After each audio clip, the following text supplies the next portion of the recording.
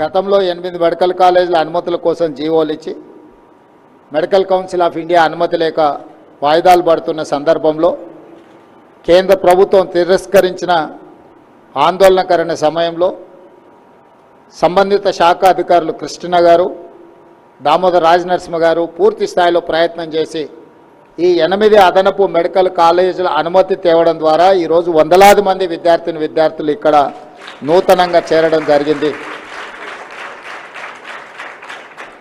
ఈ ప్రభుత్వం చిత్తశుద్ధితోని విద్యార్థుల భవిష్యత్తును తీర్చిదిద్దాలని తండాలలో, గూడాలలో, మారుమూల పల్లెల్లో పేదలకు ఉచితంగా నాణ్యమైన వైద్యాన్ని అందించాలని ఒక పట్టుదలతో ముందుకు వెళ్తున్నది. అందులో భాగంగానే ఈరోజు మీకు కావాల్సిన ఇన్ఫ్రాస్ట్రక్చర్, అన్లెస్ అంటిల్ ఇన్ఫ్రాస్ట్రక్చర్ లేకుండా, టీచింగ్ నాన్ టీచింగ్ స్టాఫ్ లేకుండా మీరు ఒక గొప్ప డాక్టర్లుగా రాణించడం అనేది కష్టం. దీనికి ప్రభుత్వమే పూర్తి స్థాయిలో సహకారాన్ని అందించి ప్రభుత్వం పర్యవేక్షించుకుంటూ ఈ కార్యక్రమాన్ని ముందుకు తీసుకెళ్తేనే ఇది విజయవంతం అవుతుంది. మేము ఎంత చేసినా ఇన్ఫ్రాస్ట్రక్చర్ మీద మేము హండ్రెడ్స్ ఆఫ్ క్రోర్స్ స్పెండ్ చేసినా ఈ ఇన్ఫ్రాస్ట్రక్చర్ను సరైన విధంగా నిర్వహించుకొని విద్యార్థులు ఉపయోగించుకొని మీరు రాణించినప్పుడే వీటి వల్ల ప్రయోజనం చేకూరుతుంది. Government can construct structures, buildings. Doctor Babasaheb Ambedkar గారు ఒక మాట చెప్పారు, రంగుల మేడలు, రంగుల గోడలు, అద్దాల మేడలు అభివృద్ధిని తీసుకురావు. నిజమైన పేదవాడికి సంక్షేమం అందినప్పుడే, ముఖ్యంగా విద్య వాళ్ళ దగ్గరికి చేరినప్పుడే అభివృద్ధి జరుగుతుందని డాక్టర్ బాబాసాహెబ్ అంబేద్కర్ గారు చెప్పారు. ఇక్కడ ఉన్న వాళ్ళందరూ నా సూచన ఒక్కటే, రంగుల గోడలు, అద్దాల మేడలు ప్రభుత్వం నిర్మించగలదు. కానీ ప్రభుత్వానికంటే కూడా అందులో ఉండే విద్యార్థులు వాటిని నిర్వహించుకొని అవి భవిష్యత్ మీ తర్వాతి తరాలకు కూడా, మీ తర్వాతి వచ్చే విద్యార్థులకు కూడా వాటిని నాణ్యతతో కూడుకున్న వాటిని మీరు అందిస్తే నిజంగా మనము ఈ విద్యలో రాణించిన వాళ్ళమవుతాం. ఈరోజు ఎంబీబీఎస్తోనే మీ విద్య ఆగదు, తర్వాత పీజీలు చేయాల్సిన అవసరం ఉన్నది. మీ స్థానిక ఎమ్మెల్యే గారు కూడా పీజీ డాక్టరే, ఇప్పుడు చదువుతున్న డాక్టరే. మీ అదృష్టం, మీ డాక్టర్ స్టూడెంటే. ఐ థింక్ రీసెంట్ డేస్లోనే పర్ణిక గారు పీజీ ఎగ్జామ్స్ రాసినట్టుంది. సో మీ వర్టికల్లోనే, మీ కేటగిరీలోనే, మీ కోవాలో సంబంధించిన, మీ డాక్టర్లకు సంబంధించిన మీ ఫ్యామిలీ నుంచే ఈరోజు నారాయణపేటకు శాసనసభ్యురాలుగా ఉండడం అనేది మీ అందరి అదృష్టం. మీ కష్టాల గురించి, మీ అవసరాల గురించి, మీకు ఇక్కడ కావలసిన వసతుల గురించి మీతో పాటు డాక్టర్ పర్ణిక గారికి కూడా సంపూర్ణమైన అవగాహన ఉన్నది. తప్పకుండా ఈ నారాయణపేట జిల్లాకు కావలసిన ఈ ప్రాంతంలో ప్రారంభించబోయే మెడికల్, నర్సింగ్ అండ్ పారామెడికల్, అదేవిధంగా ఇంటిగ్రేటెడ్ రెసిడెన్షియల్ స్కూల్స్, వీటన్నిటిని కూడా నిధులకు ఇబ్బంది లేకుండా సంపూర్ణమైన అభివృద్ధి కార్యక్రమాలను ప్రభుత్వం ముందుకు తీసుకెళ్తుంది. ఈరోజు పేదలు చదువుకున్నప్పుడే, పేదలకు విద్య అందుబాటులోకి వచ్చినప్పుడే ఈ రాష్ట్రం అనేది అభివృద్ధి పదం వైపు నడుస్తుంది. వీటన్నిటిని అందిపుచ్చుకునే బాధ్యత మీ అందరి మీద ఉన్నది. ఈరోజు ప్రభుత్వం ఎంత చేసినా మీరు వాటిని సద్వినియోగం చేసుకోకపోతే మీరు తిరిగి పేద ప్రజలకు సేవను అందించలేరు. ఇది ఉద్యోగం కాదు డాక్టర్ ప్రొఫెషన్ అనేది. డాక్టర్ ప్రొఫెషన్ అనేది ఒక భావోద్వేగం. ప్రజలతో మీకు ఒక అనుబంధం, ఒక ఫ్యామిలీ కనెక్షన్ ఉంటేనే మీరు ఇవి చేయగలరు. లేకపోతే మీరు ఈ వృత్తిలో రాణించలేరు.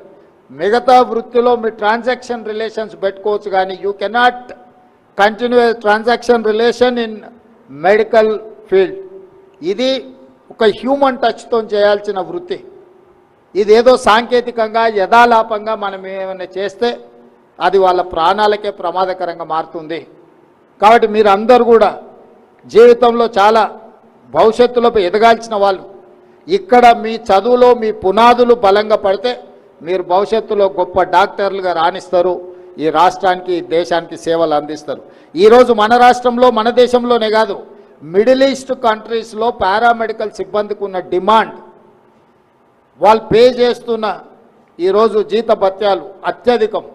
ఈరోజు మిడిల్ ఈస్ట్ కంట్రీస్ నుంచి యూరోపియన్ కంట్రీస్ వరకు మన ఇండియన్ స్టూడెంట్స్ వైపు చూస్తున్నారు, ఇటువైపు నుంచి సర్వీసెస్ తీసుకోవాలని. భవిష్యత్తులో మిడిల్ ఈస్ట్ కంట్రీస్కి అవసరమైన పారామెడికల్ సిబ్బందిని రాష్ట్ర ప్రభుత్వం అక్కడ ఉన్న అవకాశాలను తెలుసుకొని ఇక్కడున్న విద్యార్థులకు ఇక్కడ ఒక అవగాహన కల్పించి వాళ్ళకి శిక్షణ ఇచ్చి మీరందరూ ఈ దేశంలో మారుమూల ప్రాంతంలోనే కాదు ఇతర దేశాలలో కూడా వైద్య సేవలు అందించడానికి అవసరమైన ప్రణాళికలను ఏర్పాట్లను మన రాష్ట్ర ప్రభుత్వం చేస్తుంది. కాబట్టి ఇవన్నీ మనము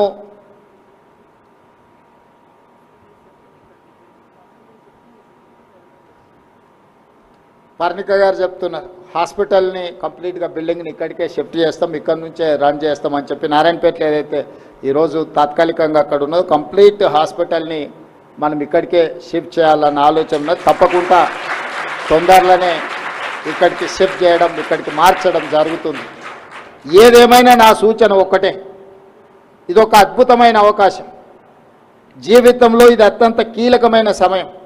ఈ సమయంలో చదువు పట్ల నిర్లక్ష్యం వహిస్తే మన జీవితాంతం బాధపడుతూ ఉండాల్సిన పరిస్థితులు వస్తాయి. ఈ సమయంలో మీరు నిబద్ధతతోని ఏకాగ్రతతోని మీ చదువులో రాణిస్తే జీవితకాలం మీరు లక్షలాది మందికి ఆదర్శంగా నిలబడే అవకాశం ఉంటుంది. కాబట్టి ఇక్కడ ముఖ్యంగా 70 సంవత్సరాల తర్వాత మొట్టమొదటి హైదరాబాద్ రాష్ట్రానికి మహబూబ్ నగర్ జిల్లా నుంచే బూర్గుల రామకృష్ణారావు గారు ముఖ్యమంత్రిగా ఉన్నారు. మళ్ళీ దాదాపుగా 70 సంవత్సరాల తర్వాత ఈ మహబూబ్ నగర్ జిల్లాకు ఈ ప్రజల ఆశీర్వాదంతో ఈ జిల్లా నుంచే ముఖ్యమంత్రి అయ్యే అవకాశం తెలంగాణ రాష్ట్రానికి ఈ జిల్లాకు వచ్చింది. నేను పాలమూరు బిడ్డగా చాలా గర్వంగా ఈరోజు నేను వేదిక మీద నుంచి మాట్లాడుతున్నా. నా జిల్లా అభివృద్ధి కోసం, అది విద్య కోసం కావచ్చు, వైద్యం కోసం కావచ్చు, సాగునీటి ప్రాజెక్టుల కోసం కావచ్చు, పరిశ్రమలను అభివృద్ధి చేయడం కోసం కావచ్చు, ఎన్ని వందల వేల కోట్ల రూపాయలైన రాష్ట్ర బడ్జెట్ నుంచి కేటాయించి ఈ జిల్లాని అభివృద్ధి పదం వైపు నడిపించడానికి నా శాయశక్తుల కృషి చేస్తా. ఇది ఒక గొప్ప అవకాశం. ఈ జిల్లా ప్రజలు ఆశీర్వదించబట్టి ఈరోజు తెలంగాణ రాష్ట్రానికి 2వ ముఖ్యమంత్రిగా తెలంగాణ 4 కోట్ల ప్రజలకు నాయకత్వం వహించే అవకాశం వచ్చింది. ఈ జిల్లా రుణం తీర్చుకునే అవకాశం నాకు వచ్చింది.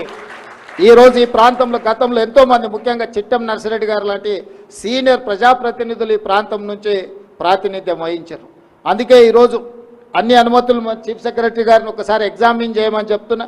ఇక్కడున్న ఈ మెడికల్ కాలేజ్ వీటికి చిట్టెం నర్సిరెడ్డి గారి పేరు పెడితే తప్పకుండా అది సముచితంగా ఉంటుంది అని నేను భావిస్తున్నా.